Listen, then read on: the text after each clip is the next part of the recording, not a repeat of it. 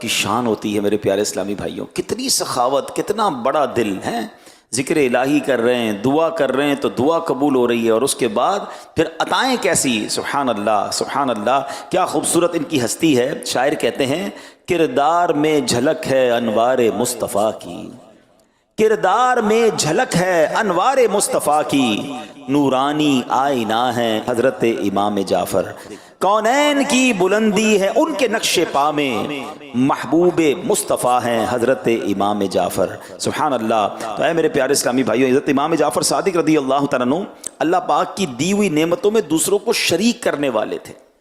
اب یہاں سیکھنا کیا ملتا ہے، دیکھیں بیان بھی چلتا رہے گا، حضرت کی سیرت کے بارے میں بھی جانیں گے، آپ کی عادتوں کے بارے میں جانیں گے، لیکن ہم سب سیکھنے آئے نا یہاں بھی، اور جو مجھے مدنی چینل پر سن رہے ہیں، حضرت امام جعفر صادق کی نیاز بچپن سے کھائی، جب سے پیدا ہوئے ہوں سنبھالا کھیر پوری کھا رہے ہیں۔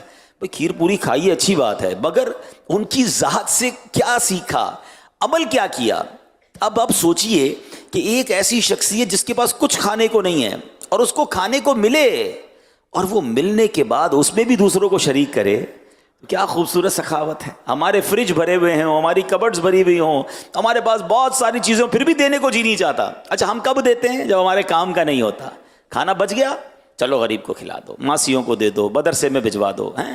اس کے بعد کپڑے، اب جیسے سردیوں کے دن آئیں، لوگوں نے نکالے اپنے جیکٹ، اپنے جرابیں، اپنے سویٹر، ارے یار یہ والی جراب میں تو سوراخ ہو گیا ہے، چلو یہ کسی غریب کو دے دو، یہ جیکٹ اب پھٹنے والی ہو گئی ہے، بٹن بھی ٹوٹ گئے ہیں، یہ کسی کو دے دو۔ ہم اللہ کی راہ میں جب دینے کی باری آتی ہے نا، کسی غریب کا بھلا کرنے کا بھی سوچتے ہیں، تو جو میرے کام کا نہیں میں وہ کسی کو دیتا ہوں۔ اور ان کے پاس تو کھانے کو ہی کچھ نہیں تھا، ابھی تازہ تازہ کھانا آیا ہے اور اس میں بھی دوسرے کو شریک کر رہے ہیں۔ دو چادریں آئی ہیں تو ایک چادر دینے کی آفر کر رہے ہیں، یہ کیسا دل تھا۔ اور مزہ بھی اسی میں پیارے اسلامی بھائیوں، قرآن پاک کے 4 پارے کی پہلی آیت ہے، لن تنالوا البر حتى تنفقوا مما تحبون۔ قرآن کہتا ہے تم اس وقت تک بھلائی کو نہیں پہنچ سکتے جب تک اپنی پیاری چیز اللہ کی راہ میں خرچ نہ کرو۔ یہ کبھی کر کے دیکھیں۔ ہاں میں آپ کو صحیح بتا رہا ہوں، کبھی گھر میں کھانا بنے، ہم کیا سب کہتے ہیں بچ جائے پھر دوں، کھانا بن گیا نا، سب سے اچھا کھانا پہلے نکالیں پلیٹ میں اور اب وہ کسی کو کھلا دیں۔ ہاں آپ کا کھانا کم نہیں ہوگا، مگر جو مزہ آئے گا نا آپ کو کھانے میں، اور جو ثواب ملے گا، کیونکہ آپ نے بہترین چیز اللہ کی راہ میں دی۔ تو اب کیا، رمضان میں جیسے افطار ہمارے گھر میں بنتا ہے، مزہ پتہ کیا ہے، افطار تیار ہو گیا، پہلے میں کھاؤں اس سے پہلے میں اس کی ایک پلیٹ بنا کے کسی پڑوسی کو، کسی غریب کو، کسی کو کھلا دوں، بہترین۔